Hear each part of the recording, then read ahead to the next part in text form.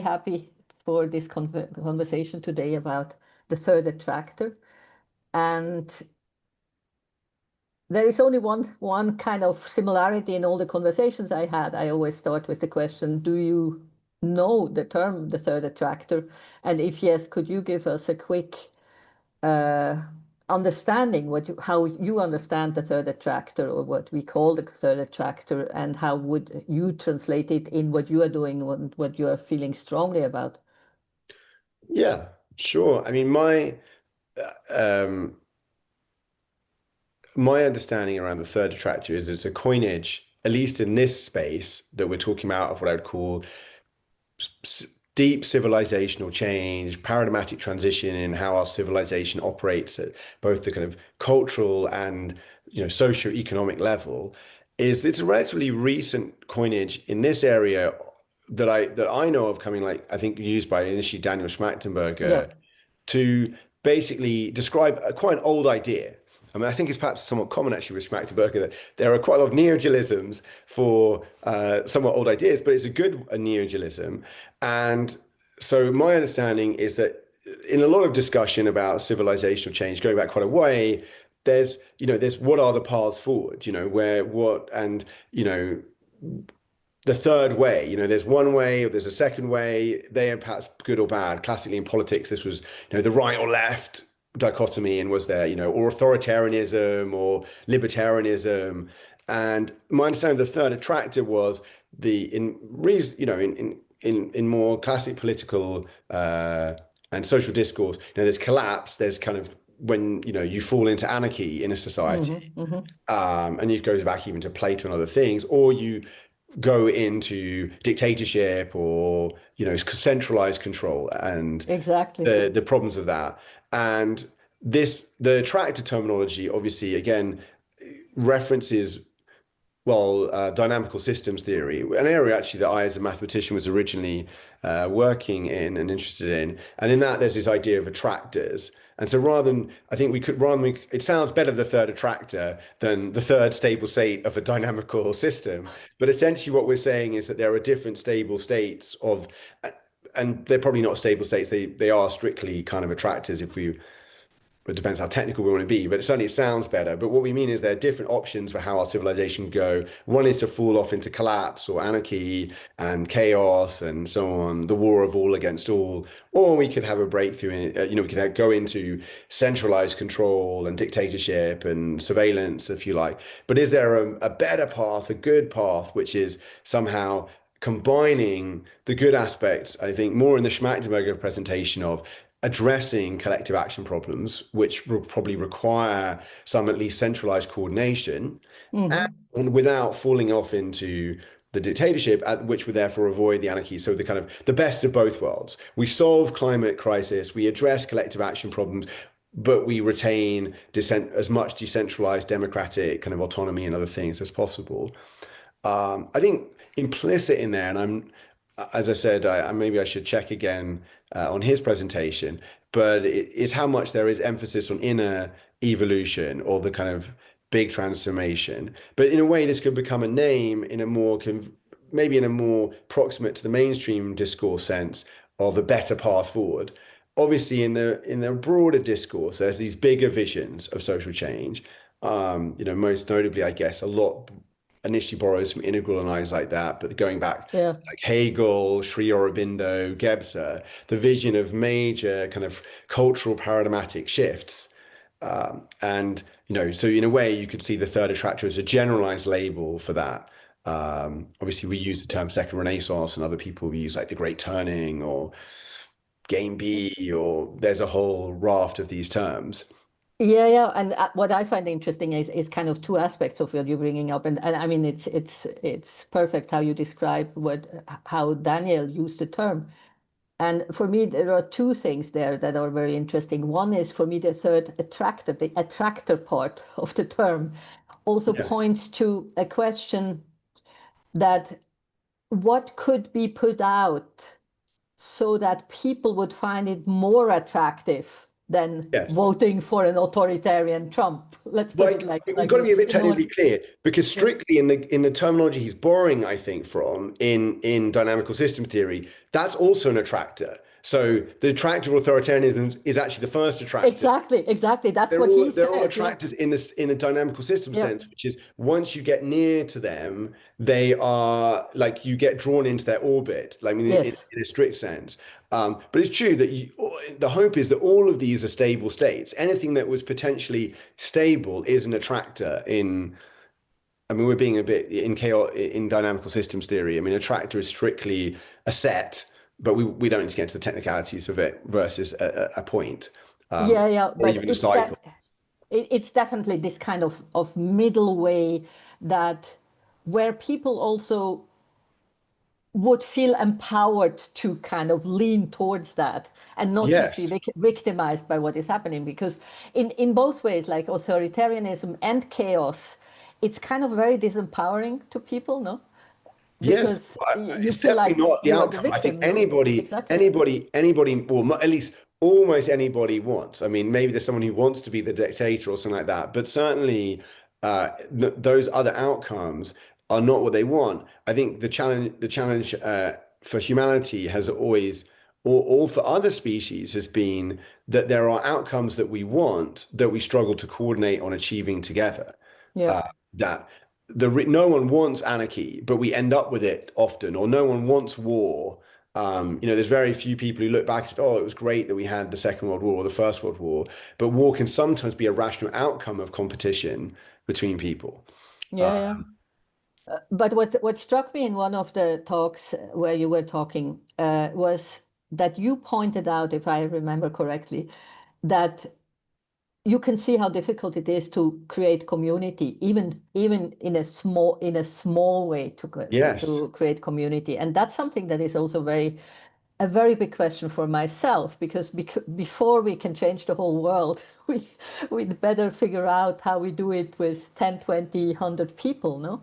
yes, And I felt like you were pointing to the same thing that I feel strongly. It's so difficult to yes. get people to cohere, to kind of act beyond the egoic motives and actually care for the whole more than for their own benefit. And that's something that I have literally no idea how this will happen, can happen. Okay, this is the maybe a good lean into like you were asking also the connection of the third attractor type ideas with the second renaissance, Yes. like life itself, and the question you're just posing of how can it happen? How do we Yeah. grow our love and our compassion, our concern for others, and have that, not just at an individual level, but collective level and sh shift societies kind of how we are to each other. I mean, Mm. first just to say then that I think there are, maybe there's a variety of terms. And in fact, we actually wrote a whole paper just about like the different visions of a new future that are arising. And I think this is a very exciting time. And while it's also a very challenging time, Hmm. even the word crisis, famously in Chinese, it means both, difficulty and opportunity. And so in moments Mm. of challenge, I think both personally and also collectively, are often the moments we can have breakthroughs. Now, Yeah. unfortunately, when everything's going great in our life, we don't transform. Things are going along fine. Similarly, as societies, when things are going fine, there's not that challenge to really grow and have some breakthrough to some new level of being, of organization, and so on. Going back even to the story of Buddha, and I'm a Zen Buddhist. Buddha, has quite a nice life, but it's when he sees and he's confronted by his mortality. When he goes out with his charioteer and he sees the ill man, he sees the old man, he sees the person dying who's died and Hmm. is being cremated, and he suddenly asks the charioteer, "Well, will this happen to me?" And in this moment of shock and of kind of ontological crisis for himself in the story of like really being present to his mortality. And I living in this wonderful palace, I'm the prince, I'm going to become king. This is what then challenges him to go out on Hmm. his challenging and very difficult quest for enlightenment. And similarly for us, I think it's at these moments right now when we see our civilization in crisis, when we are confronted by the fundamentally, in a way, the socio-economic crisis that is the climate crisis. It is an ecological crisis, but at a deep way, it's a challenge to the systems of capitalism, of technology that we've come almost everywhere in the world now to rely on and to kind of believe in, that have become our ideologies, because infinite growth, which is in the way the heart of capitalism, or even I'd say modern Mm, scientific ideology of like progress, scientific, technological, material progress, is endangering us potentially mhm. right now. Is endangering our ecosystems, is endangering the earth on which we depend, if taken to its logical extreme, if it's not in some way guided or moderated. And in Mm. other ways, also the fears of, I think the correct concerns about the risk of AI, of super intelligence, unfettered, breakneck speed being developed, and what it could, I mean, first of all, could, the Terminator version of destroying, killing us all, but even in more moderate versions of what we're kind of doing potentially to ourselves, as, without thinking about it. Imagine children brought up by AI tutors rather than Yeah, yeah, who will they be?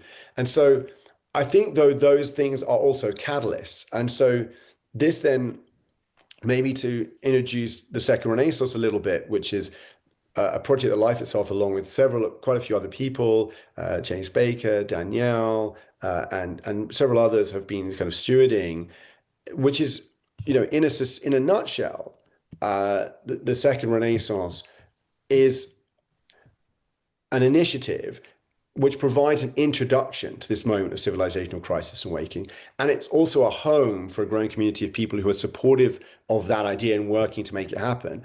And I want to emphasize that that term, Second Renaissance, is really, and actually, if you like, a synonym, more or less accurate, one could discuss, but an attempt to provide, an accessible term for something that many people have talked about, the Great Turning by Joanna yeah. Macy, metamodernism, which political metamodernism, which has kind of come out of integral, the metacrisis term, integral, particularly in Ken Wilber and that community, including, Andrew and others, teal, liminal web, game B, regenerative.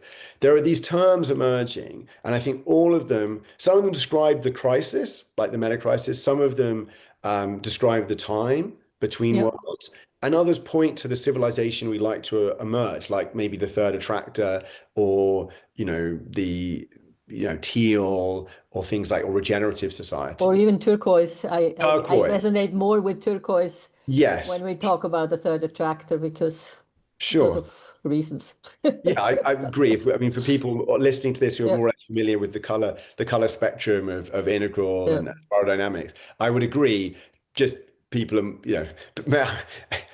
even fewer number could distinguish turquoise from teal. But the idea that something beyond, yeah, modernity and postmodernity, I would yeah, even, exactly. we tend to use the term now just metamodern as a term that's maybe more broadly and academically familiar. And this is part of my point also at the moment of the Second Renaissance. Others is trying to provide maybe more accessible terminology and a distilled conception. So that's Yeah, the Second Renaissance project is really trying to say, okay, these ideas that are out there, providing them in a way that we can make sense of, and name in a convenient way something that people might historically have resonance, for maybe for good or ill. And obviously it's in the Western world, but the last Renaissance was probably the last really major paradigmatic shift, at least in the West, and it spread all over hmm, the world. Again, for hmm, good or ill, modernity, which was birthed in the Renaissance, has spread, and taken over most of the world yeah. as a cultural paradigm.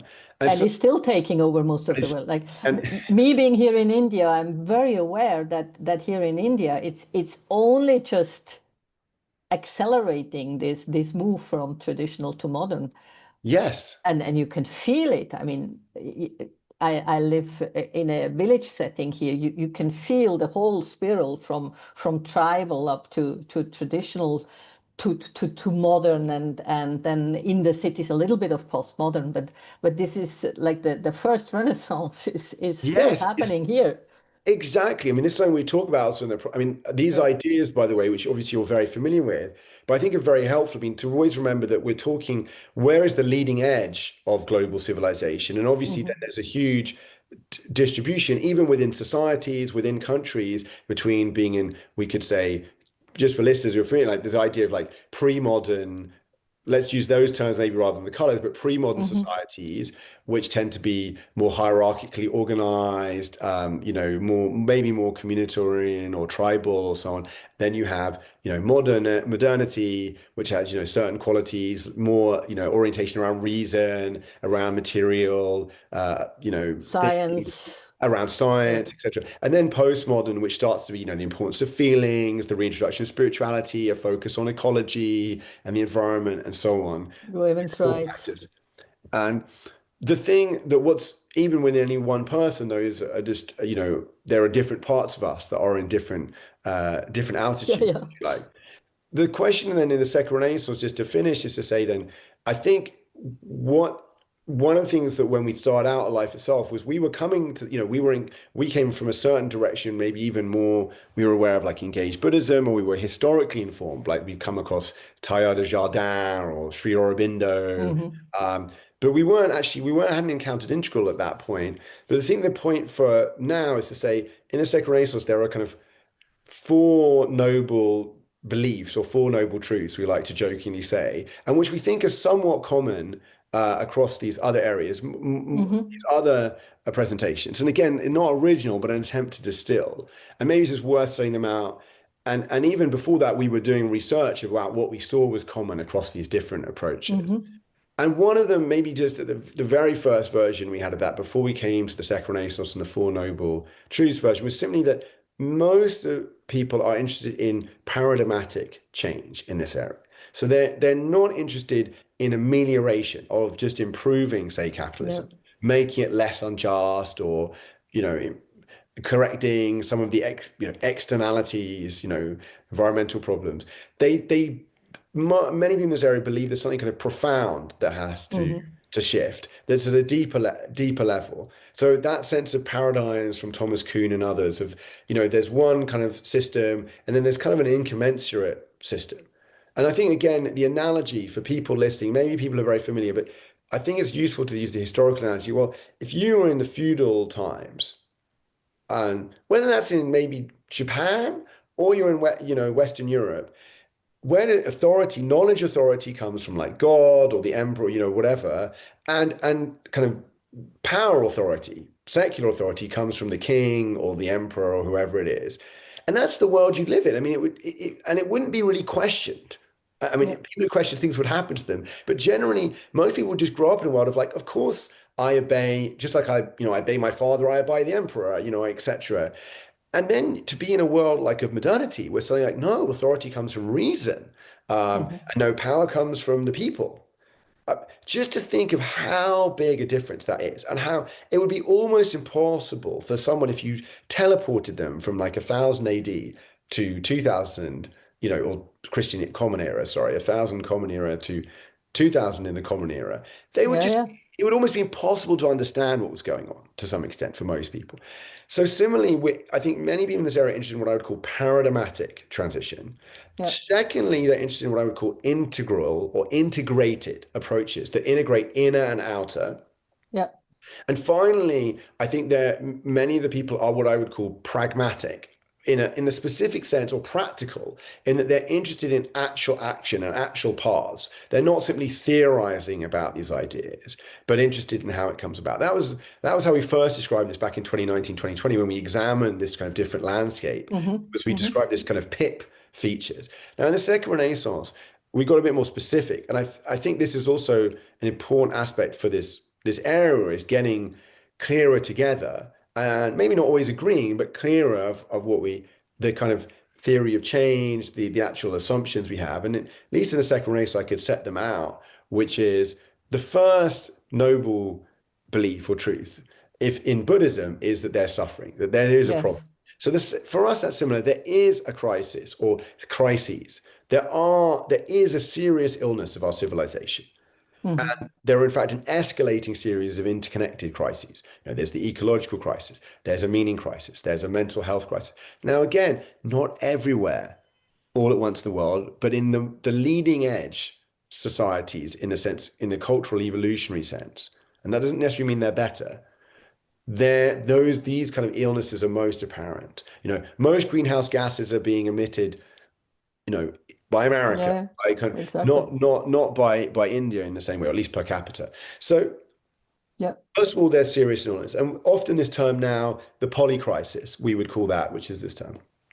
And then we would say the second noble belief, which in Buddhism again is who Buddha was following, the metaphor that people would be familiar with of doctors and healing. The second thing you'd ask a doctor, well, I've got a pain in my chest, doctor, and I've got a pain in my head, and my legs hurt.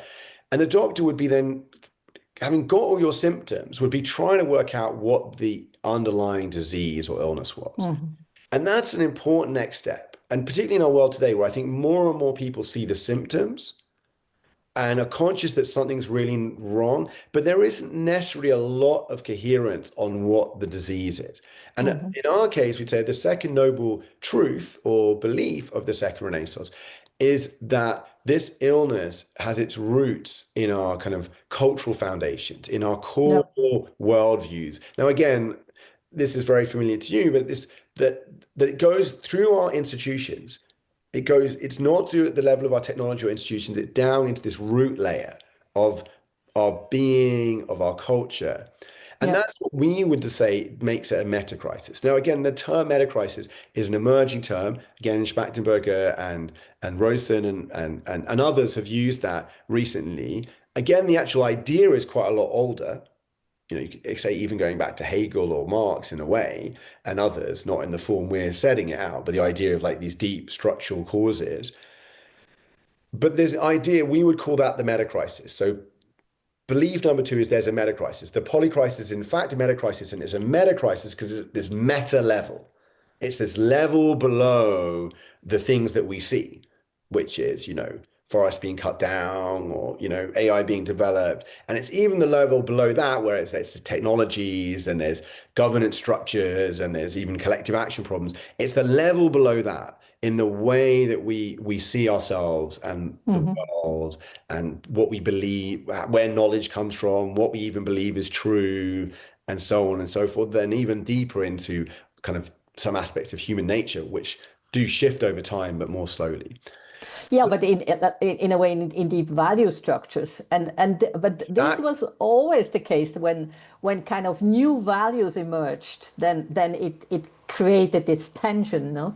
of course, and it's why we're in a time of also great kind of cultural conflict, Yeah, because the clash between paradigms is the biggest clash. But then, yeah, so the third noble belief. So again, in Buddhism, we come to the good news. When we get to the third noble truth of Buddha, it was like liberation is possible. yeah, This suffering, you can transcend suffering. So in the case of the Second Renaissance, or I think these kind of stories in general that we're telling at the moment is, well, a third attractor is possible, liberation is possible. In our case, we'd say rebirth, a deep civilizational renewal, and the birth of a new metamodern, turquoise, integral, insert your term here, a new kind of social cultural paradigm running on a new set of views and values about what is important, who we really are, how the world works, is possible. And to yeah, give an example, that we talk about, and again, being a bit specific here, and many, is useful. We just initially, there's more in the white papers, but inner growth prioritized over material growth, with a recognition of our potential to consciously evolve personally and collectively in multiple dimensions, to wake up, grow up, clean up, and show up. That would be one aspect of this new paradigm. yeah, Emphasis on wisdom, so a renewed cultivation of wisdom, based in a recognition of the limits and value of reason, and of the importance of the whole and the value of a long term that includes all of the living. And then, the idea of interbeing, seeing clearly that our profoundly interdependent relationship to each other and the planet in a way that is regenerative, ecological, and connecting. The reintroduction of, I would say, spirituality and religion in a more significant way. So going beyond secularity to reintegrate spirituality and religion into collective life. And, on the kind of more like socioeconomic level, going beyond capitalism. So a new yeah. economic system that is beyond capitalism and socialism, grounded in new ways to assess value. So this is just to give a little, that was just a taster, but I think you could look across many of these sketches that people are giving and say, okay, there's some start to be common ideas and values. And again, I want to say there's very little that we're saying, we're not suggesting anything very original in the second resource. This is ideas, and I think ideas about the values and views that are there, very much in the integral and the integral community, for example, and going back before that, and also in other, communities. I think of Plum Village and Thich Nhat Hanh and Interbeing and other spiritual teachers that have been there. So I think that's the kind of third noble belief. We can have cultural evolution. We can Yeah. transform, and this is what it might look like. And then the fourth one, of course, is in Buddhism, is the Eightfold Path. How do we get there? Now, Hmm. that's something that's very interesting to us at Life Itself and in the Second Renaissance Project. It's one where there's even more emergent and less certain. I mean, I think even the paradigm we're going towards is emergent. We don't know exactly the views and values that will come, but the path towards it, there are clearly many that should happen, many ways we should try, many things that will contribute. And that's something I'd happily talk more about in this podcast. But what do we at least, and maybe here I'm even speaking more for myself and Life Itself, Hmm. we think is the path to that? And that comes back to the question just before this section where you asked, well, how do we live Yeah. together? Why is that so hard? And what, and what can we do about that? Yeah. Yeah, that's wonderful. And I mean, I resonate so much and I have so many questions. The first probably is about the third point that you were opening up, like this, how did you call it? There was a specific question there that was coming about the inner development. When you say Yes. inner and outer development Yes. Inner have growth prioritized over outer. exactly. Yes. Yeah. So here I have a question because when I watch some of the integral communities or what is Yes. happening there, I often feel that inner development has nowadays been reduced to inner psychological development. And I'm curious what you think about going further down in the inner development. And Yes. I get that you would agree with me that just psychological development is not good enough.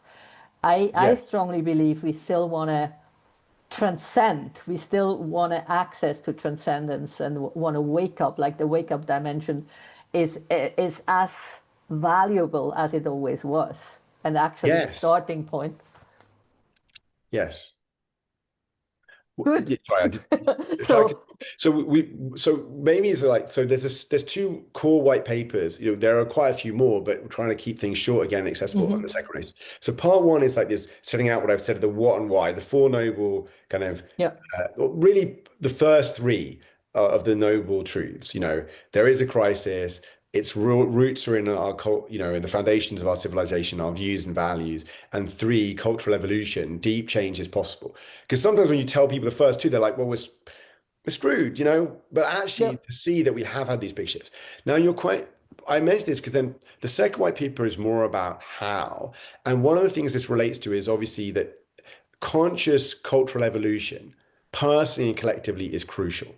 Well, what does that mean? Like, well, how do shifts in views and values come about? And this brings me to your point, which is we even specifically don't use inner development on the site. If you look, or in that, what I actually read out, I said inner growth, or I tend to say, if I was going to use a mouthful, cultivating inner capacities. mm, In particular, I certainly wouldn't use the word self-development, which obviously embeds a deep error in the very term, because one yeah, of the things we exactly. want to do is transcend to some extent the self, or Yeah, at least see that what we often refer to as the little self is only a part of who we are, yeah, uh, and potentially even somewhat a trap for who we are. Um, and so, just from us, we actually have a whole white paper coming out in September on what technically we call developmental spaces, but we could call conscious communities or conscious co-living environments. So mhm, and in there, the first part is really about what is cultivating inner capacities. So let's just say it here, and you asked me the question. So I said it when I read it out, but in in a I'm going to say it in the simplest way that comes again. It's an integral slogan a little bit. But again, integral is really a synthesis. We always want to acknowledge, but mhm. from many places. But there's waking up, the growth, I mean, to start point, sorry, cult are, we are, there are multiple domains or dimensions of our being, and they all want to be cultivated. Now they Yeah. interrelate. And in the simplest version of that, we could distinguish waking up, which we could see as your the spiritual line or dimension or domain of your development. Then there's what I would call actually cleaning up, which is more dealing with our trauma, our shadows, our Hmm. reactivities in that regard. Then there's growing up, which is the evolution of our views and values in a way. And then there's we could add here, I would say, cognitive complexity and then showing up as well. And so I stick at the moment with this 4 or 5 dimensional Hmm. version. Hmm. Of course, we can, one of the things, we're in our infancy of the science, if you want to use that term, of inner growth, of development, of inner development. And so we don't really know a lot about these and whether the dimensions. But let's just emphasize that waking up in the sense of the classic, across many, many wisdom traditions, the path of transcending, you might say, the ego, transcending the little self, encountering the, well, I guess, say the oneness, the world, Yeah. seeing ourselves, the non-separateness that we are Yeah. with the living and the more than living is a hugely important part of that. And I think is also actually even crucial, I would say. Yeah. And this is where these are different domains, but they interconnect, just as like, how do I put it? Um, if I just got bigger physically, but I didn't get more dexterous, more coordinated, I'd have big problems. If I had the same Hmm. coordination as a 3-month-old baby and I was this big, I would just fall over. So similarly, one of the things I think can happen is people, for example, you were saying emphasize what I would call the psychological, for example, just doing almost shadow work or maybe therapeutic techniques, or even just doing cultural evolution of worldview, but they're not doing waking up. That Hmm. won't go very well. No. And conversely, if you just do waking up, you can end up with spiritual bypassing or not Yeah. having integrated your trauma. So what's crucial, and Andrew and I think Wilbur and others, I think were very good at emphasizing and actually pioneering in emphasizing, in some ways, at least to my knowledge, was this multidimensional aspect. Hmm. Hmm. Because kind of prior to that, it was a bit linear dimensional. It's like you kind of get more and more smart or cognitively developed, and or that there's just a completely separation between the sage and the smart, the intelligence. Yeah. Yeah. I think that the integration of cognitive complexity, you might say, and spiritual capacity for the simplest level, this is I, really, really important. And so yeah. Yeah. that's I something th I think we even say the development of pockets of conscious co-living or conscious communities is the term we use in the Renaissance white papers. And by conscious communities, we mean ones which are engaged in the evolution of their consciousness or cultivating Mhm. their inner capacities. So doing waking up work, doing meditation, doing cleaning up work, doing, shadow work, looking at their reactivity, their traumas, doing therapy, doing growing up, like, oh, what perspective do I have? Can I take more perspective? Can I be able to see from different cultural paradigms? Those kind of pockets, places where there's a density of people doing that kind of work, while still maybe earning a living and other things, but really that's a major aspect of what they're doing, is a big part of how we think paradigmatic shifts happen. It doesn't start Yeah. everywhere all at once. It begins in pockets. And it's one of the things we think, I don't know if you'll probably know, but intentional communities are often now just called eco villages. Eco village has become, a dominant form of intentional community. And I think it's very reflective that we like to say the next stage of intentional communities are conscious communities. Of Yeah. course, we still Absolutely. incorporate the focus on the earth and on ecology, but that was the green paradigm. The next Yeah. paradigm, Yeah. focus on consciousness cultivation, almost neo monasteries. I mean, the people are still working, they're still living, they're earning a living, they're having children, but this emphasis, as in traditional monasteries, on the cultivation of inner capacities is really going to be central. And Yeah. again, Andrew, in many ways, and the community around Andrew was quite pioneering of a lot of this. Absolutely. And I want to add something to what you said that I speak a lot about when I have talks. There is often an idea that the waking up dimension mainly happens in meditation, the waking up to being, Mhm. to the oneness of being. And in Andrew's teaching, as you probably know, there is a second waking up, and it's the waking up to becoming. Like the freedom that comes from waking up to your authentic self, to the evolutionary impulse, however we want to call it. And that frees you in action. And for me, that is something that has gotten lost a little bit in many communities, that there is this emphasis on, yeah, meditation is important, and then I get up from the meditation cushion, and then personal development work is kind of the next step of inner work. But the Yes. waking up in action, which actually does something that is very important to what we are discussing here. It crashes the cultural conditionings that we are all caught in. Like when you wake up, the conditionings are literally gone, and you find yourself in an openness that allows you to respond to life fully, then from that oneness in action, Yes. without being entrapped in the conditionings that normally keep you in a certain way of thinking and acting. And Right. therefore that awakening is so important. I would really agree. Exactly. And it can be, particularly if it's strong, it is this way of just breaking the cultural conditioning. And I would make maybe 2 points that again relate to the theory of change. Hmm. First, I want to make a point just about theory of change, whether we use that term or thinking, I'd prefer the term thinking of the paths towards the second renaissance or the third attractor. That thinking about that, we don't know it. There isn't a way to know those paths, but having some reflection about them is quite important. Hmm. And that's something I would emphasize because one of the other things I feel, I mean, I'm not saying it's unique to the Second Renaissance, but our efforts, at least at Life Itself and within the Second Renaissance initiative with others, is to bring a little bit of rigor about that, I've thought, Yeah. because, and there are reasons for that. One is we can look at utopian dreaming in the past.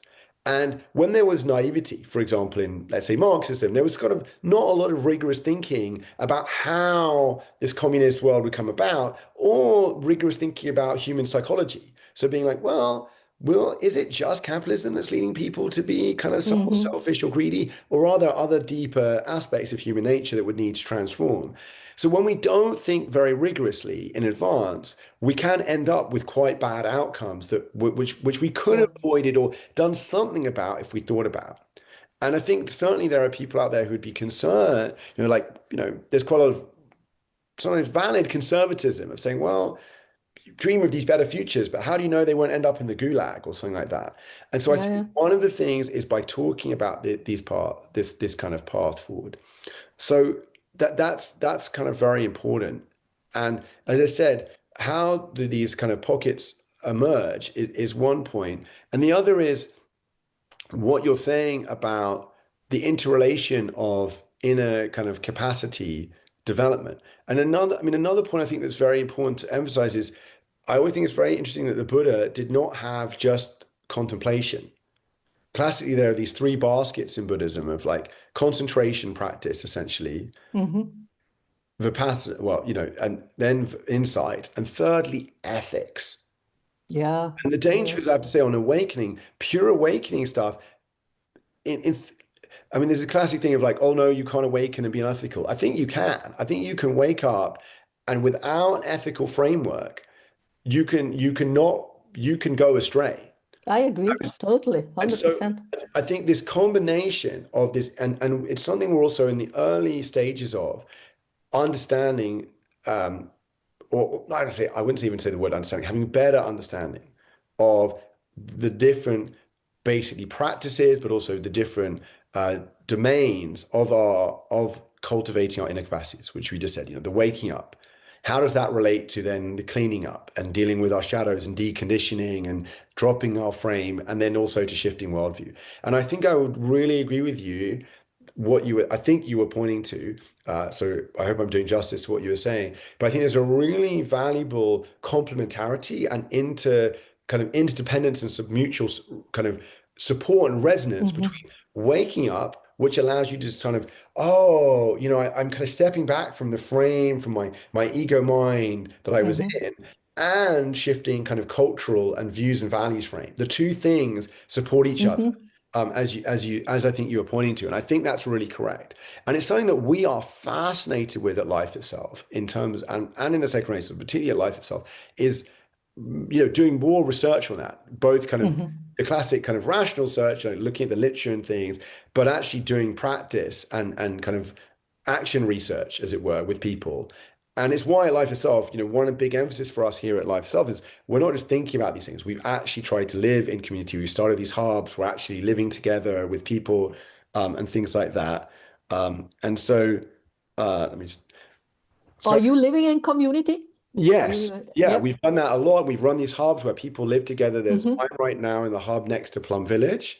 Yep. And there's another one 15 kilometers away in Bergerac where people, and we've learned experiments, just now the ones in Bergerac are often they're not, there's some people who stay ongoingly, but often people Mm-hmm. for between 1 and 3 months. Uh, Mm-hmm. and this goes back to a point you answered. I really want to emphasize on how this change. We can all talk about it. Oh, we want to interbe more. We need to move together. We need to solve collective action problems. We need to move to a planetary level of consciousness. Mm-hmm. Well, that's hard. Uh, Yeah, it Not is. easy. And we have a lot of conditioning, like in me, certainly in the West, very individualistic, very Yeah. difficult to do, to really, really, even see how individualistic I am, but let alone go beyond it. And I think, I can tell examples, for ourselves that, so like at the hub in Bergerac, the Riverside hub, we do have some structure, right? We have a frame.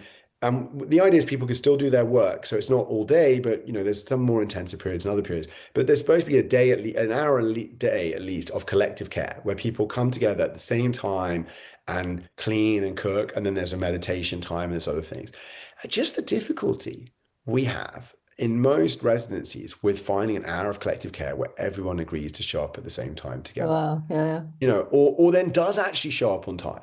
Yeah. Some people are like, I'm not a morning person. I need coffee before oh, I've got a call. And you're like, no, this is sacred. This is precious. And I Yeah. think I totally understand. I have the same, I'm not just, I have similar challenges myself I've had, but really seeing like, wow, we then talk about, oh, we got to save the climate crisis. We need to be more collective and that. And I think the thing is, I do have hope. And the hope is we look at the past. If we go back 1,000 years, certainly 2,000 years, even maybe 500 years, most societies had legal slavery, of Yeah. something close to legal slavery. They had indentured servitude or things like that. Yeah. Many societies allowed you to, allowed more powerful people to basically kill others with impunity. I mean, obviously they're slaves. They could, women were often had very few rights and were treated in terrible ways. In a whole variety of ways. When I was even just reading about Hawaii, when Hawaii in 1800, if you got up when the king walked past, basically, and you were a commoner, they would kill you. You had to Mm-hmm. base yourself on the ground, and if you looked at the kind of king, something would happen to you. You'd be severely beaten or killed. Um, this is so this isn't just also like Western society. This is many, many societies all over the world. So there have been these huge shifts Yeah. in our consciousness and being, if we look further in our own lifetimes at least.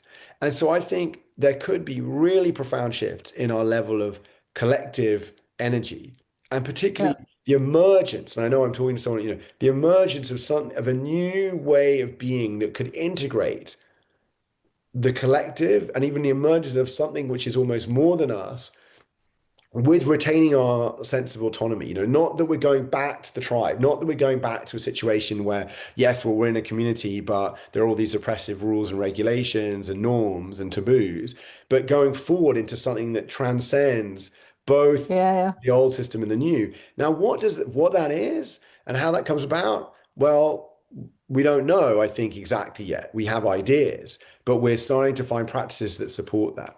Exactly. And what I find interesting is in the practices, it actually works. Like you know about our holonic work, and because you Yes, told me that you know Thomas and Elizabeth, and emergent we call dialogue. it intersubjective non-duality in our Sangha. And there, when it works, you can experience what you just described, that you can experience the new being and the holonic consciousness, and at the same time you are not losing yourself, you are not losing anything. And that's a beautiful experience to see, like, no, I'm still fully there, nothing gets lost. And at the same time, there is a oneness, there is an emergence between us that is tangible, and that, yeah, that's just real. And as you say, but then the whole on the group, the call is finished, and you go in the kitchen and you start to cook. Who is cooking? Who is doing the cleaning? Yes. Who is doing the shopping? How do you balance the different contributions in a community so that everybody feels it's a fair balance of work and like real life work, but then also spiritual work, and then the coming together that you point to, which is so powerful. And if we do it, if we all have this hour or 2 hours a day where we come together, everybody feels like that's good. We should do that. And then the next day, you fall into these places again where you feel, yeah, but one guy was up all night and did kind of website building, and he has a right to sleep in the morning, and like Yes. this very real challenges that are not going anywhere. Yes.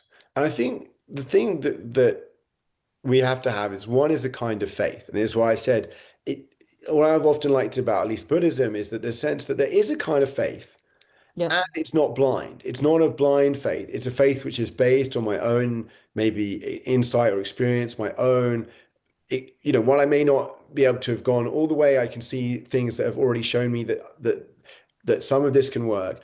And so one of that is the faith that we can make those shifts. And the truth is we have, that's what I'm saying, that looking at the past, saying, wow, there have been these huge shifts in how we act or behave. Hmm. That can happen again. The other thing I want to say that's I think really good news is that while I think that in these initial pockets, there's probably quite a lot of waking up that might be needed, as well as quite a lot of growing up. The good news about cultural evolution in the broader sense of views and values is that it's kind of contagious. And it's so, the example I often think of is gay marriage. Um, so 100 years ago, being gay was, in fact, probably illegal in most places in the Mm. world and punished in a variety of ways, more or less terrible ways. And obviously now, even the US had gay marriage, and it's spreading. It's not everywhere in the world, but it's spreading. Now, the point I want to make about that story is I don't think lots of people I don't think like 50% of the US population, for example, really sat there and really thought about how we were treating people and, did we want this and was it right? There was some minority who were basically pushing for it, were activists. And Hmm. then there was maybe a larger minority who were like, oh, I've really thought about this and I want to shift my view. And then it kind of spreads by contagion. Like a lot of people, including me and you, believe things because other people believe them. You know, Hmm. I haven't actually gone and confirmed atomic theory for myself. I Hmm. haven't even really confirmed that the Earth is round by any particular experiment, but I believe it. And Yeah, so yeah. that's even also true for a lot of our norms and values about other things than science. I now think it's wrong to persecute gay people, or and maybe I didn't even think about it a lot. So the really good news is once you get a significant minority potentially, so you start in these pockets of emergence where this new paradigm is kind of cooking up. I think of it as bubbles in a water that's being heated. Before it's boiling, there's still bubbles happening, Hmm. appearing and growing and so on. And then at some point, maybe the whole water boils. Like at some point, there's a Yeah. phase transition where the whole state changes of the system. And Yeah, so, yeah. and the great news about that is we don't need everyone to have some big waking up experience and do profound contemplative work or, discover these things. You need it perhaps for smaller groups at the beginning. And then by cultural norm change, there can be a lot of other shifts that at least address collective action problems, for example. Yeah. Suddenly it's like, wow, it's really this obsession with more stuff. It's kind of disgusting. I mean, like, you already have everything you need. Why do you have four cars? Why do you even need two cars? Or, it's kind of just a bit off that you want to get on a flight and emit all this CO2. You know, it's like really shameful. Like no one wants to come back to the office and say, I went to Barbados for my holiday. It's like everyone's going to think you're kind of something a bit wrong. It's like coming back and saying, I ate some human on my holidays. I mean, like Yeah, yeah, yeah, people yeah. would be like shocked. So those kind of shifts could have very profound impact, and at least on addressing the collective action problems. Um, Without everyone yet switching to turquoise, for example, in terms of, switching to metamodernism on everything, or at least having waking up experiences. So I just want to emphasize that in terms of the past to the future, which is, I agree. Yeah, yeah, I agree with you. And still, I have a question there that is more like a theoretical question, or a yeah, kind of a question to let loose of our fantasies of the future. Because I agree, we can have small pockets, and they could be so attractive that they could inspire other people to yeah. to adapt the same values, because it looks good, it feels good, and we will have places where people could come, like you can go to Denmark and see a postmodern culture fully fledged, or something like this. But what is your vision of the future in 100 years? Do you believe that, like, worldwide, a third attractor or a second renaissance could really change the whole globe? Or is it more that there will be these pockets of a kind of a new culture, and there will also be big pockets of probably first attractor and second attractor cultures, or Yeah. countries, or, yeah, places where things are very different? Well, let's look at history. I mean, there's two questions about the timeline. So let's be clear, calling when things are going to happen in history is really difficult. It's like finance. It's very difficult to say when the next crisis will happen, but you can be quite certain there will be one at certain points. You can know that the market's overvalued and then something's going to happen. So I just want to emphasize that timelines are hard, but predictions about what will happen actually can be quite good. So the other analogy I like to talk about is earthquakes. Because of plate tectonics, we have a good idea that earthquakes are going to happen, in San Francisco, or they're going to happen in Tokyo. And Hmm. when they will happen is very difficult to predict. Even, we still really don't know. We don't have a great Hmm. ability to do that. So, in terms of the plate tectonics of our civilization, and particularly cultural paradigmatic change, we can make prediction from the past, but the pace at which spreading happens. So, one is that it will emerge in pockets. Like there's never been a case in human history, and it just makes sense of any dynamical system and agentic system, that everywhere all at once switches in some way. Exactly. Yeah. Um, but it is a cascade. Once one area, it can move quite quickly once it gets to critical masses. So it will emerge in pockets, and those pockets will become probably regional. From the evidence of modernity, I mean, at least the last paradigm that we know quite well and system, it's still not even, there's still countries that, Afghanistan is not really running in Yeah, modernity. yeah. So it won't be evenly distributed, and that took hundreds of years. Now we live in an accelerated age. We now have, digital technology, so the ideas can spread all around the globe and all these things. But I think cultural change still is quite slow. So I think that you are looking at decades, if not centuries, for a global switch. Hmm. Sorry, certainly centuries, I would suspect. Yeah, yeah. No, I Now, agree. so that's just past history. Now, it may go quicker. I don't know. And it may, there may be certain things. And I'll come to a particularly big point on why that might happen as well in a moment.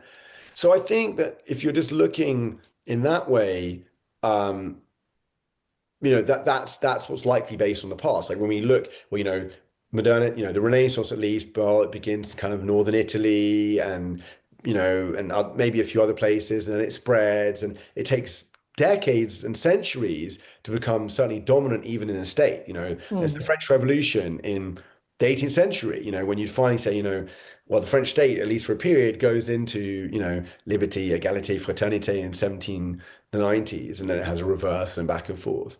Or the other example I tend to use is Protestantism. So That's quite a good Mm. example because Christianity is still there, but basically Protestantism is a modern version of Christianity versus Catholicism.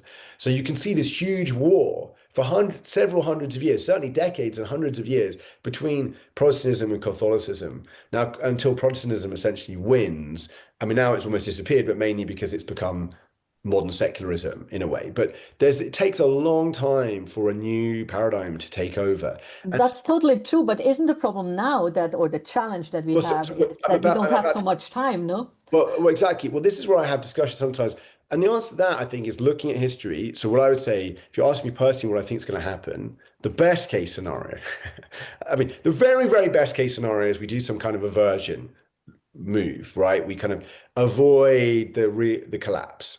Mm. Um, and we've written about this, in fact, separate from the Third Attractor, but what are the collapse trajectories? And there are other ones, and older ideas about that.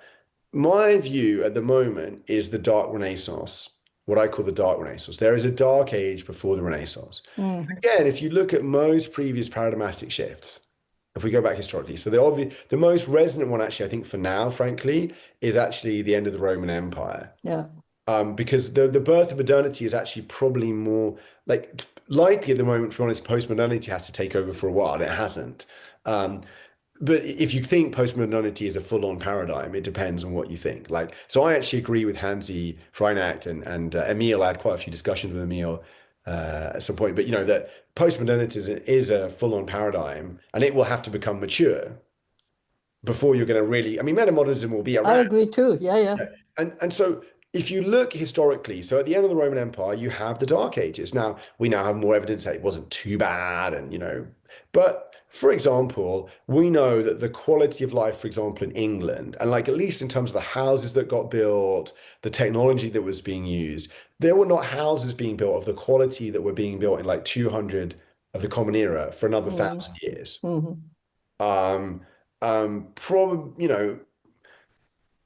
food quality and so on. So from the kind of peak of the Roman Empire, it took 1,000 years to recover in some ways. Now you recovered in a totally different way, in a Hmm. different kind of civilization. But I'm just trying to say, in terms of like material things. So my view is what I call a dark Renaissance, which is there's a dark age and then there's the Renaissance, and that's Yeah. true. Even the very beginning of the Renaissance, the breakdown of the medieval era, which came afterwards, there was the 14th century in Europe, in which 50% of the European population died, Mm.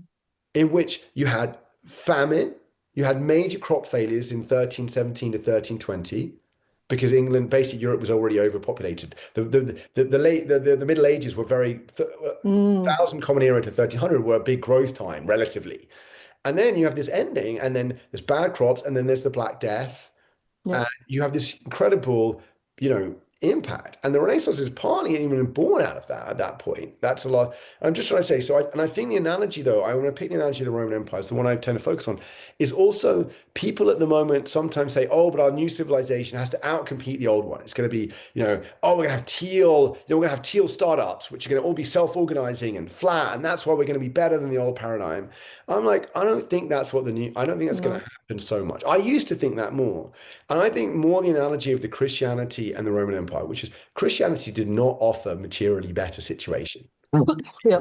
People went to Christian communes and, they went out into the desert or whatever for meaning Yeah. and for purpose and for something that thing. And I tell the story a few times that there's a great story in David Sloan Wilson's Dartmouth Cathedral. I haven't checked actually where he got it from, but it's a story of actually someone who becomes, it's a young Roman. He's he's well off, he's rich, he's living in Rome. You imagine today you're well off, you can, go to holidays where you want, watch Netflix, do whatever you want. And bored one afternoon, he goes down to the Colosseum to see some Christians being torn apart by the lions, bit of entertainment. And he's sitting there and he's watching them die. And he realizes something, that there's a peace and a Mm. calmness in their eyes. There's something in their eyes that no matter how many fancy dinners he has, how many Mm. slave girls there are, how many Colosseums he goes to, he will not have. Mm.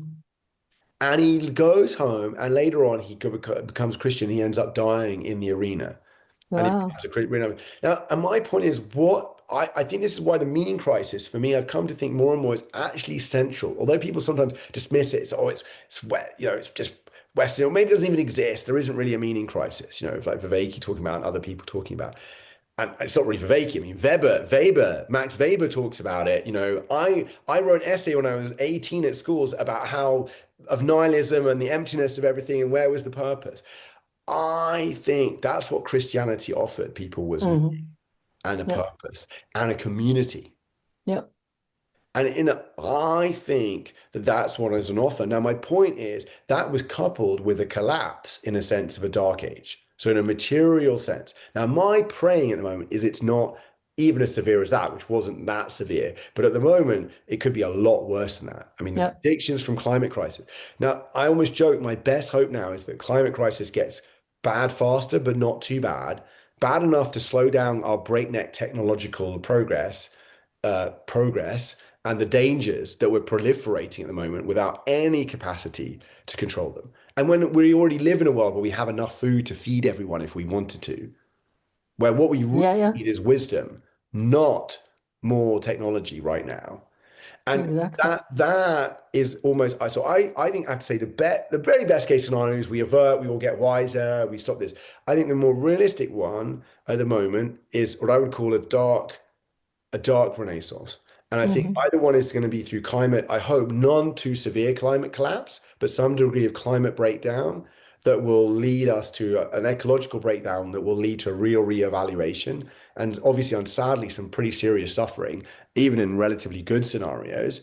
But let's hope we don't have the kind of billion people dying or something that is predicted in some of those scenarios.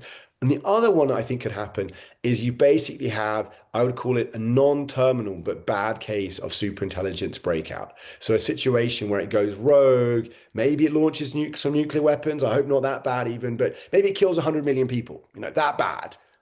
So if somehow AI went rogue, produced something like some bioweapon and tried to use it, but it didn't kill everyone, and particularly if it killed people in the US and China and a few other places that were Yes. at the same time, So that they cannot blame each other, no? there'd be a lot of motivation. Now, Yeah.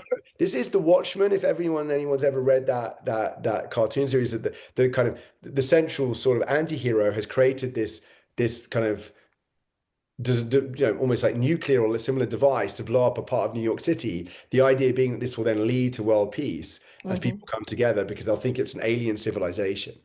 And I have to say, this leads me to point, what in human history has led us to move to a new level of human cooperation? Well, in the traditional model, it was basically competition in the form often of war between Yep. societies, Yep. between I wouldn't necessarily say ethno-cultural groups like Christianity versus Islam. Now, at this point, we need to move that final level, at least at this point, which is the planetary level, to go beyond competing between states, between groups, and move to some level of human solidarity. Now, But how do we get there? That's the big one question, no? path has been we all become Buddhas or whatever. The other has been that we need an other. Now, traditionally, we've needed the other of, you know, we, Hmm. we Hmm. become more connected, you and I, Daniela, because we're fighting someone else. We Yeah, become yeah, yeah. cooperative. But the one thing that's other at the moment, and I don't like to make it that way, but it is AI and the machine. And one thing that might motivate humanity, I mean, the other would obviously be aliens arriving, and who aren't too dangerous. But the other one is super intelligent, and it might be like this is people have enough wisdom to say we don't want to make it into the enemy, but to the extent we need something that brings us together to cooperate, given the risk, the profound risk that I don't understand is not taken enough seriously of super intelligent AI to the living. I mean, not just humanity, but the biosphere. And not that I've got something I want to demonize it, but the unwisdom of us unleashing powers that Hmm. we have no understanding or even potentially control over. I think that's one thing that could bring us together. So now I don't know, and as I said, I would go both the bottom up and the big top down. The bottom up is we build these islands of coherence and cooperation and pan-human love, like of that sense of like the Buddha, we care for everyone. I want, Hmm. I'm willing to share everything I have with others, or even gradually towards that, Hmm. both in practice and in my compassion. And the other way is that there might be large scale triggers that would lead people. And I think the problem with the climate crisis is, even though it affects us all and we're kind of causing it, it's very distant, it's very complicated for people to understand, it's very unevenly distributed in time and space. But AI is visceral. People have made movies about evil superintelligence, as it were. Or maybe it's not even evil, it just doesn't see that humans are a good thing, for decades. Almost since people could write science fiction, they've had those kind of ideas. Yeah, yeah. And they've had it It, since Frankenstein. And so I think that's one thing at that level that could be a catalyst for a move towards much greater cooperation of some kind. The other is just the breakdown that comes in as we see what we've done to our ecology and what we've done to each other in a tragedy. Something that was once yeah, good. What our yearning for, I think at least, our yearning for curiosity and for, I don't want to say control, but to be able to, have light, have fuel, have more food on the table. Those were good things, but they have run amok. yeah, yeah. Run amok, as in the Sorcerer's Apprentice tale of Goethe, and that Marx borrowed for capitalism. Little, I think, did Marx realize how prescient he was. This idea that the Mm. Sorcerer's Apprentice can get his unleashed magic that he cannot now control. And so have we. We've unleashed a techno-capitalist, in a way, monster. It's worse because I think it's much like jellyfish. It doesn't have an agency of its own. It's danger. It's why I don't like the term Moloch. I think it's not agentic in the conventional sense. When we turn it into a thing with agency, it's like when we turn it into the one bad billionaire, and if we take care of him, everything will be all right. It's much more subtle than that. It's a self-reproducing system. Yeah, yeah. It's consuming the world and ourselves.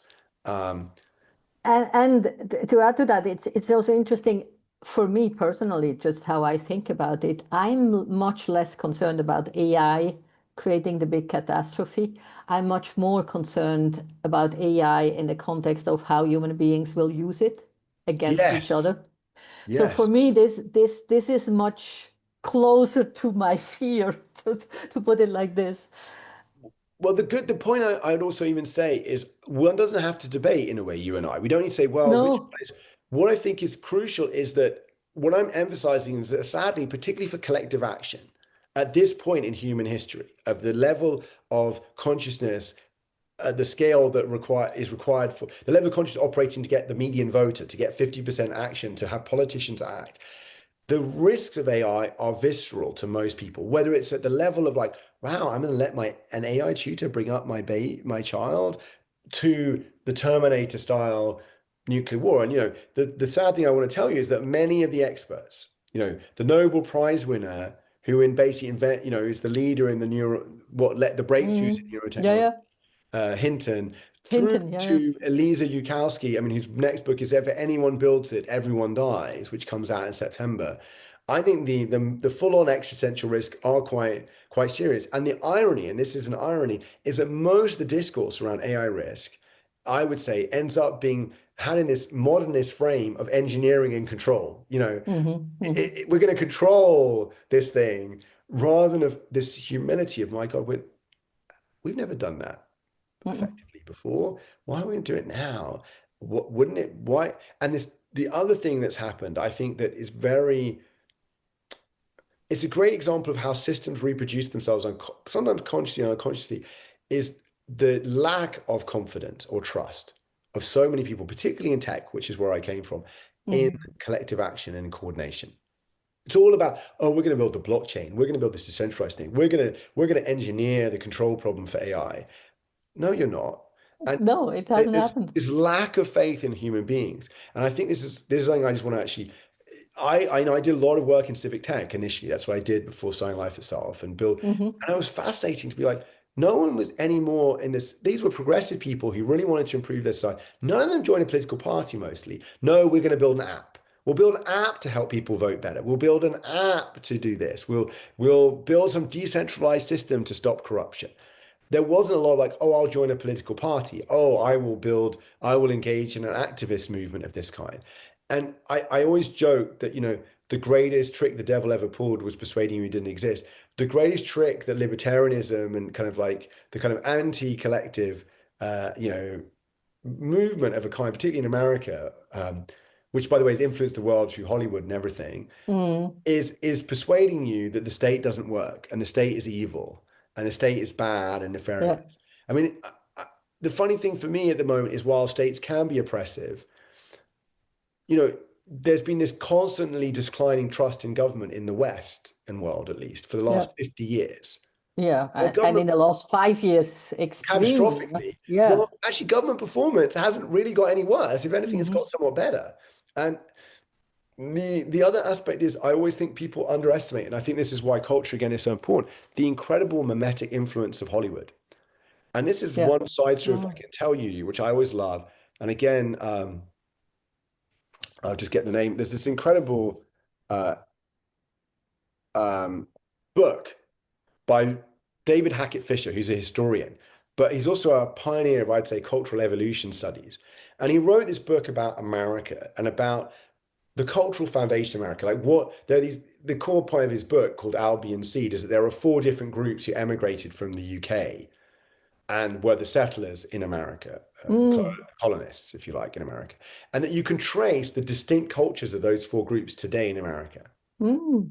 So, you know, one is comes from East Anglia and are Puritans, and that's New England. And then you've got the group from around Bristol, who are all the people who lose the Civil War, who are all royalists and basically well-off people with indentured Ah. servants who go to Virginia and start the slavery model there.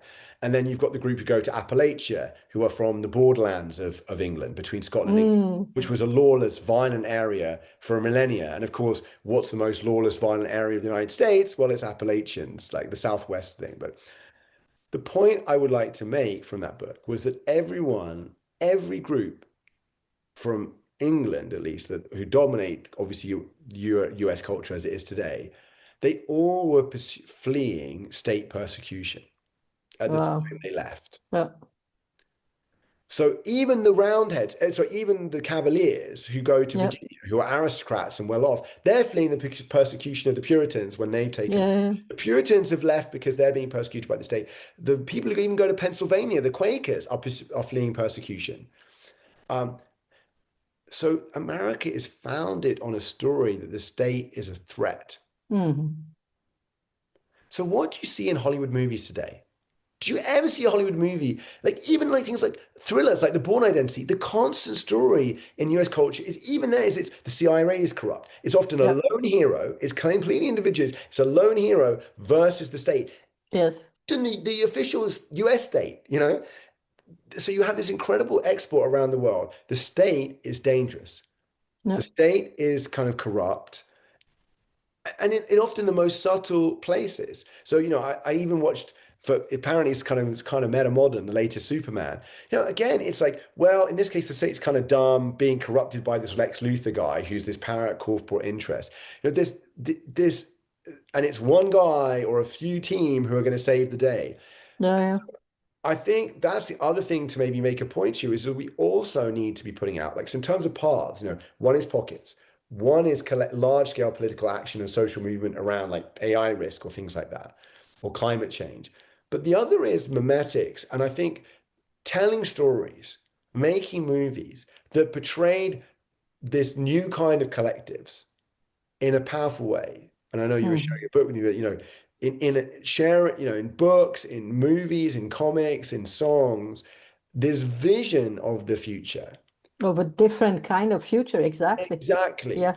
And And a future that is not repeating what we see already. Like I was just thinking Foundation, for example, like which also has like this very very evil master race yeah, that is reigning over 10,000s of years, and everybody else is fighting against it instead of actually showing what could be possible if we would yes, turn it all around.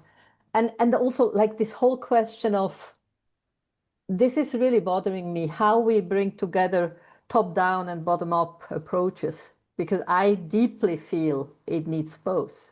And I hear you yes, say the same.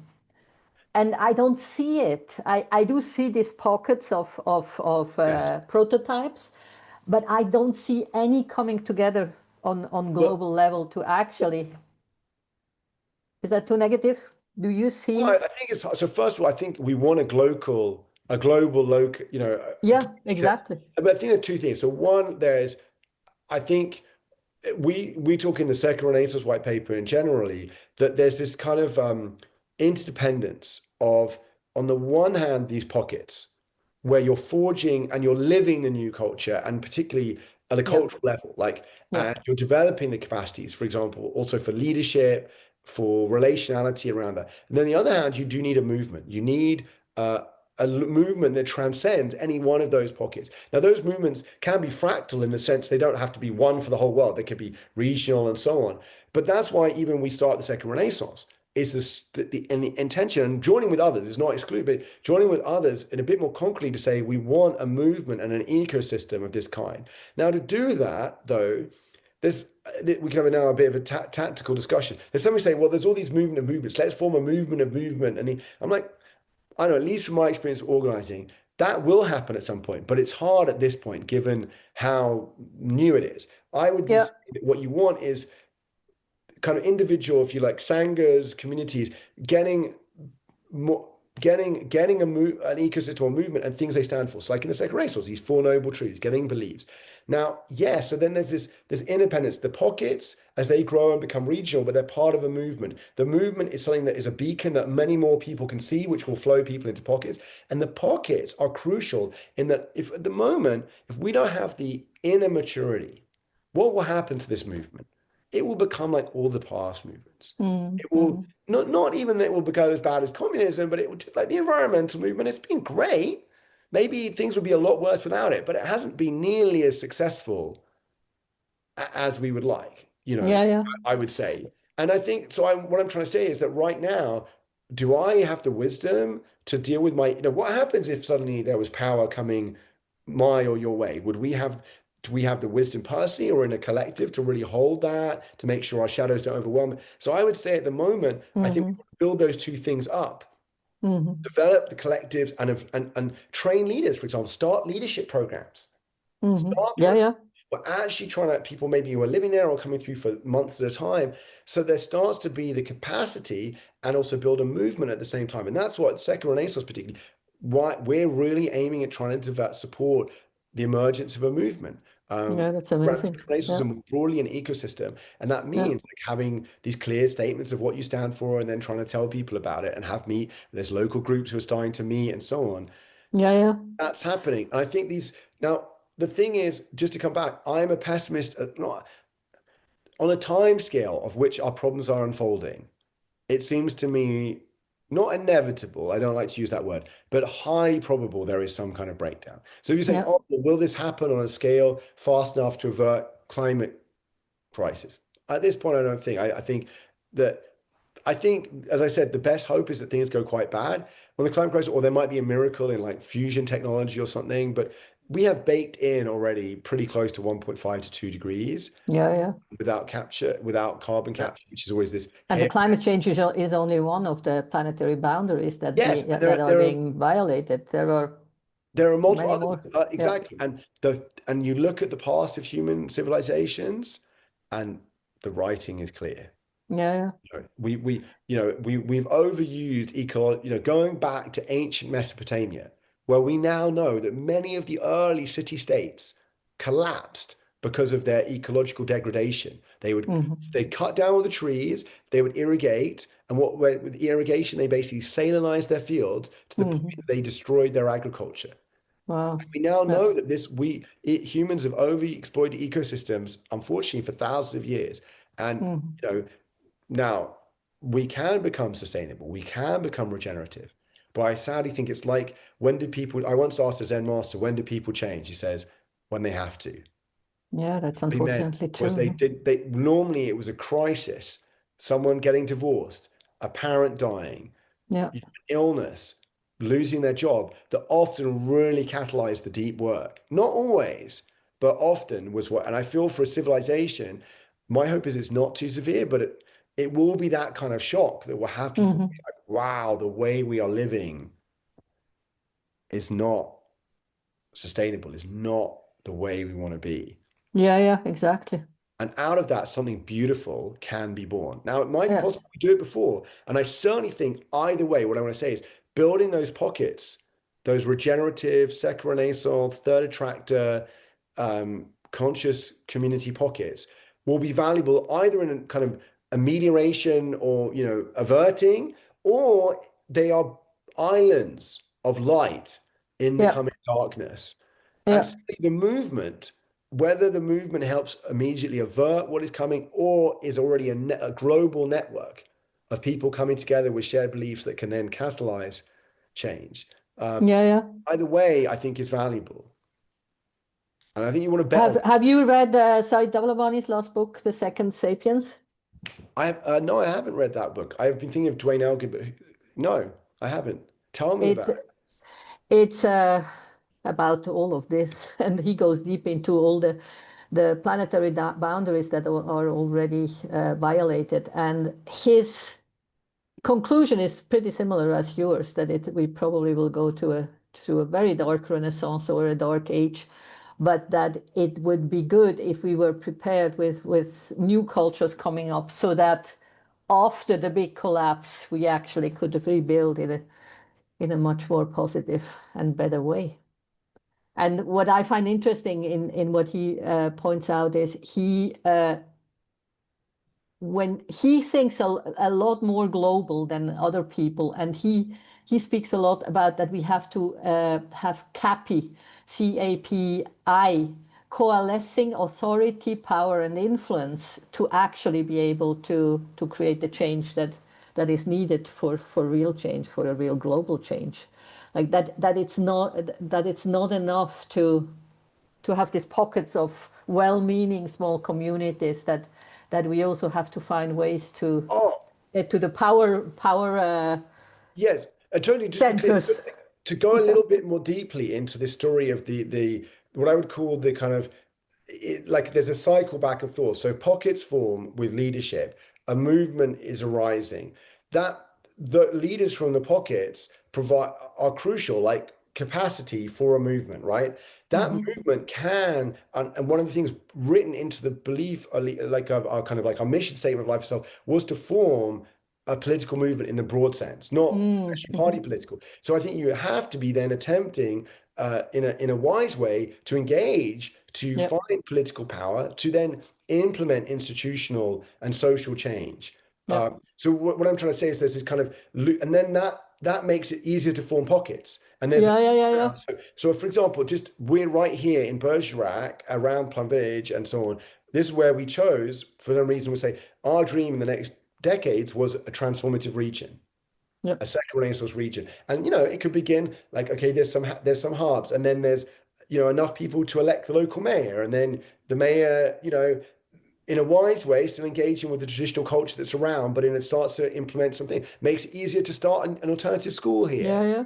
And there's alternative, and I think that so that ratcheting up of the pockets and the kind of like on the ground living and a movement which is engaged in political action. It's not just a movement of like, oh, we all believe. It's actually trying to elect people. It's actually Yep. trying to Yeah. make Yeah. social political change. That's something we believe in. And I, just as I say in the background, I've also run a floor fight in the European Parliament, the only successful rejection, in this Mm. case, of software patents, the rejection of a directive. So like but put forward by the European Commission and by the Council of Ministers, almost the only Wow. one that's ever been Yeah. won, a rejection of an amendment like that. So I've done floor fights. I've been close to politics as well, Hmm. and Hmm. I think we have got. I would say right now, I don't think the community, at least we are, but in general, is quite mature enough to then move into that, and also to deal with whatever backlash there will be, Yeah. Yeah. like No, whatever counter it's very reformation. challenging. I don't know if you know that in Switzerland, people founded the first integral political party like 10 years ago, 15 years ago, like very early on. And the alternative in Denmark, I Yeah, spoke to but it someone. never really came to success. It's That's too kind of my early. This is point. my It's point. so difficult. I would Yeah, be doing more at this point. I would do these pockets. I would do grassroots organizing yeah, because you're too early to win political power at the state level. You're 2% yeah, of the population. You're not even 2% of the population. yeah, yeah, Sympathizers from the Greens, you're not enough to win political power. But I would therefore focus more on specific issues and group organizing. Yeah. And I think there are the things that I always take heart from that in history, like even in my own kind of activism and advocacy career, there were whole years where like when at the point when I was all advocating for open knowledge, like the government asked me to write, I was involved in writing reports, and then it all got shelved. Nothing happened. And then Hmm. suddenly, 5 years later, there was a new bunch, and they were like, oh, well, let's try this out. So my point is also to be ready. We want to Yeah. start getting ourselves ready. We want to start having policy platforms. We want to start, even if they don't yet have influence, and we're not necessarily forming a party because that's complicated, but we could be writing thought leadership. We can be saying, well, if you were elected and you wanted a new kind of like planning, maybe it could be really Hmm. boring, like Hmm. how we do planning. Like Yeah. how we and we could have a meta modern approach to doing, house permitting. We could have a meta modern approach to, this school district. Maybe even the thing we could put forward is we want to allow more experimentation. Yeah. Rather than having to, we can allow communities to self-organize more, whatever it is. But we could be ready with a playbook of policy, of Yeah. ideas, Yeah. that when the moment comes, maybe it won't even be someone who's yet fully a meta modern policy, but there might be a leader who's like, well, I'm at least interested in a few of those ideas. I'll take those. Hmm. Hmm. So there might be a moment like the New Deal where there's points where there's been a crisis. It's 1932, 33, Franklin Roosevelt's elected, and suddenly what was unimaginable a few years earlier in terms of Yeah. Yeah. legislation is being passed. Yeah. Uh, I mean, even I think the other way around, people, what happened during COVID was unimaginable. And even some of the things Trump is doing right now, maybe people, obviously, maybe in a direction we don't like, but it was unimaginable. People didn't think he'd get away Yeah. with it. He couldn't, Yeah. wouldn't be able to do these things. I think he is shifting the Overton window, maybe in the wrong direction, but he is showing But he does. to Yeah. do things. Now, I don't like that authoritarian approach. We want it in a different kind of way. But I think that there's more space than people imagine for us to be socially and politically and culturally creative. Yeah. And, that's why I am in, in this manifestation that I am in will at some point obviously dissolve again. And, you know, and in that time, I want to be thoroughly used up when I die. I want to give everything I can to the Hmm. community and to the world that's coming into my children and their children's children, that they get to live in a world of flourishing, of abundance, Yeah. of love, of compassion as best I can. And that I am really envisioning that we are trying to elect the mayor of a major city in the next few decades, that we're trying to elect, a regional maybe area, pick a Hmm. country that's Hmm. got good decentralized government, Switzerland, and even Spain to some extent, pick a country that's fairly decentralized in Yeah. Yeah. Yeah. structure. And hey, we could get, and then you've got an example. And once you've got an example, I always joked when I did more political work, and I always joked politics and politicians. I don't judging them because they reflect the people, but they reflect a lot of the time somewhat of the will of the people.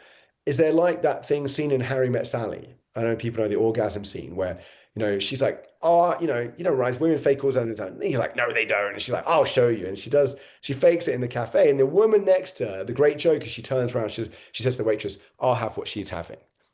And my joke is that that's what politics a lot is like. If you can Yeah. have a good example of something that's Yeah. working, Yeah. and people will eventually say, I'll have what they're having. Yeah. Yeah. Yeah. Yeah. Exactly.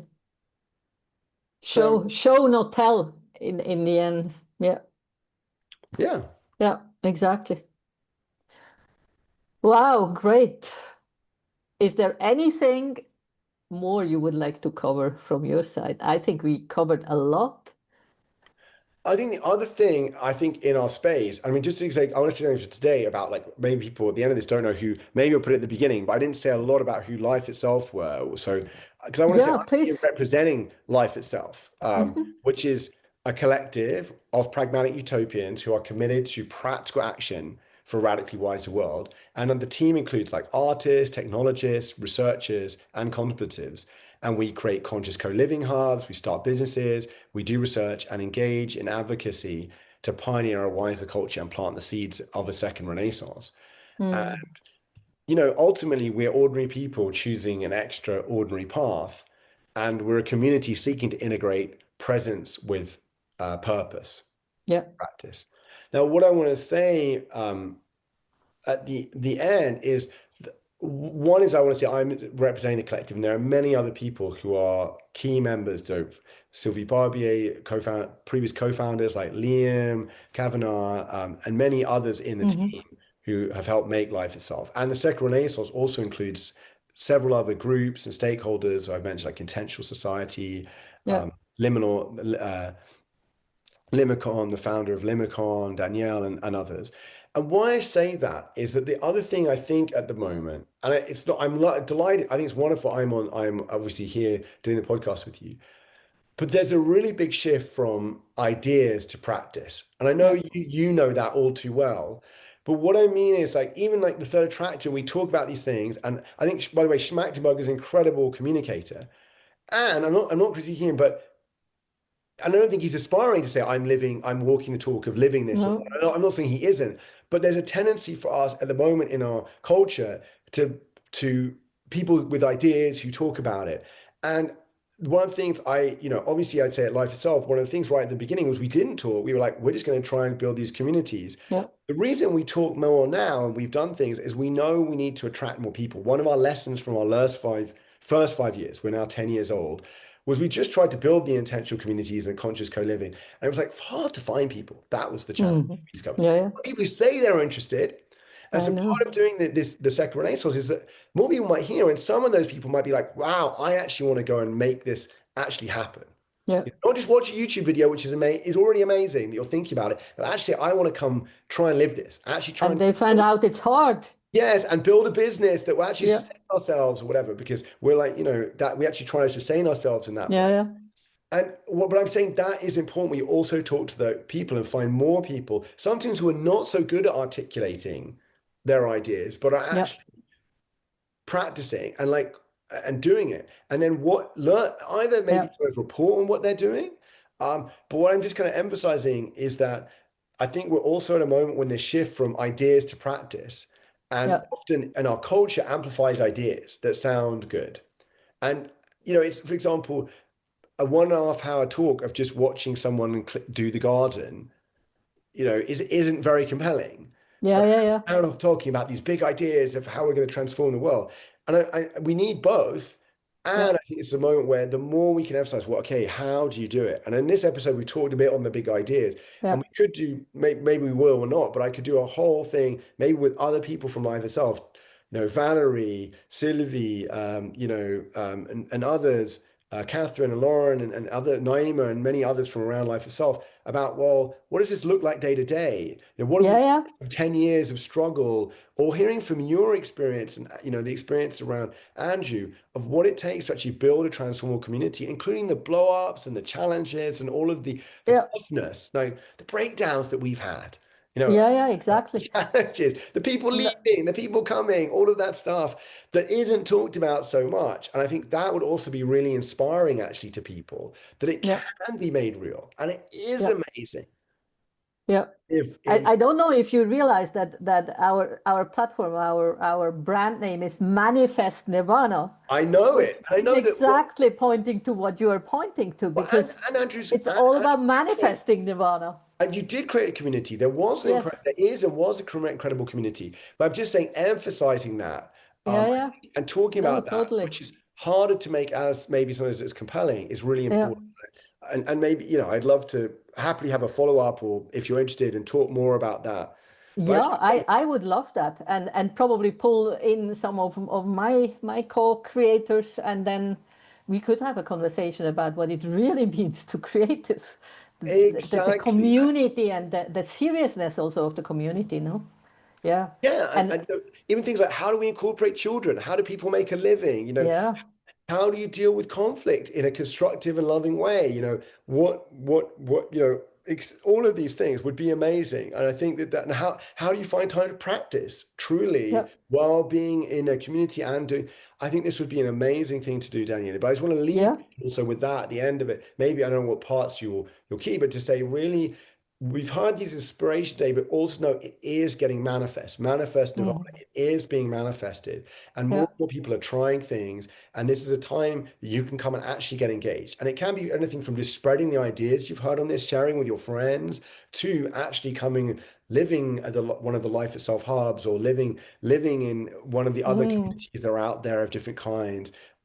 That's really an opportunity now, or getting involved in a conscious business or so on. That would be, Yeah, yeah. there are these, it's really, the shift is coming. So yeah, That's amazing. Thank you so much, Rufus. It was such a pleasure. a deep bow to you, Daniela.